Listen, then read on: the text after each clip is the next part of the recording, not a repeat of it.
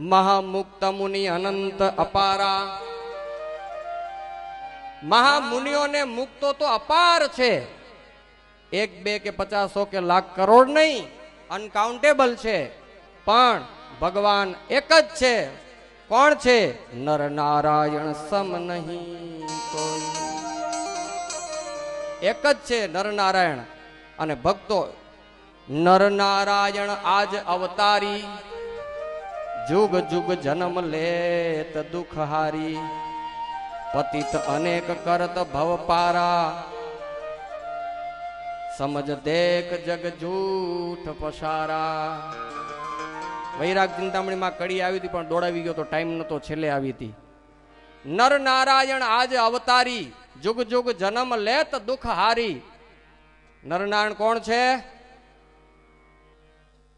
દેવ છે એમ બોલો ને. કોણ છે? જે સમજો રહી બોલો. અહીંયા એમ કીધું નરનારાયણ આજ અવતારી. આટલામાં સમજી જાજો. આપણી માં કે ને, એ ભક્તો બાપની સાચી ઓળખાણ માં સિવાય કોઈની પાસે ન હોય. શું કહો તમે? આ મારો સાચો બાપ છે એમ પૂછવો તો પડખેની બાઈને પૂછવા જેવા કે માને પૂછા? સાચી ગેરંટી કેની પાસે? બા આ તારો આ જ બાપ છે એમ સાચું સર્ટિફિકેટ કોની પાસે હોય? તો આ સંપ્રદાયની માં કોણે? હે, મહારાજે માનું સ્થાન મુક્તાનંદ સ્વામીને આપ્યું છે. અને મુક્તાનંદ સ્વામીનું આખું કાવ્ય વાંચી જાવ. આ તો એક જ ગ્રંથે 21 ગ્રંથો વાંચી જજો. અને ક્યાંય આ મુક્તાનંદ સ્વામીએ રામકૃષ્ણ કે નરનાળને નોખા કર્યા હોય તો ગોતી બતાવજો.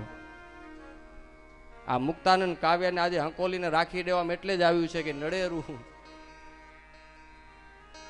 આ ગ્રંથની જો કથાઓ ચાલુ થાય તો બાલકૃષ્ણ સ્વામી કાલે કહેતા હતા ને, બોમ્બ ફૂટ્યા અડખે પડખે ને વાયરસ આવવા માંડે, અહીંયા એ બધો વાયરસ નીકળી જાય.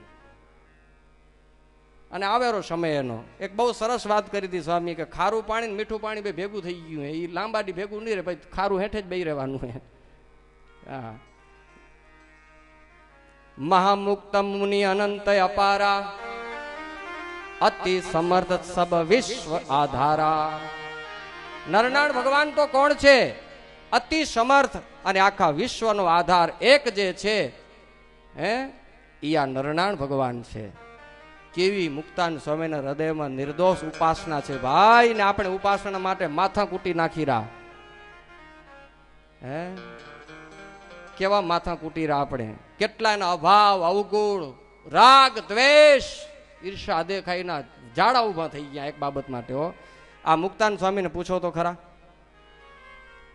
નર નારાયણ સમ નહીં કોઈ, વિમલ વિવેક કરો શુદ્ધ હોય. આ ત્રીજો વિવેક. ભગવાન કેટલા છે? એક. અને એ કોણ છે? કોણ? નરનારાયણ દેવ. દેવ એટલે પાછા એમ ન મતતા કે ગણપતિ ને સૂર્યનારાયણ દેવ ને હનુમાન દેવ ને ઇન્દ્ર ને ચંદ્ર દેવ ને, એટલે ઈ દેવ નથી. હો, ભૂલા ન પડતા. દેવ શબ્દ વાય લાગે એટલે ભડકતા નહીં. દેવનો અર્થ કાંઈ દેવી દેવતા સ્વર્ગના છે એ ન થાય. પ્રકાશમાન હોય એને દેવ કહેવાય. દિવ્યતીતિ દેવ સંસ્કૃતમાં આવું કંઈક આવે. પ્રકાશમાન હોય, સ્વયં પ્રકાશિત હોય એને દેવ કહેવાય.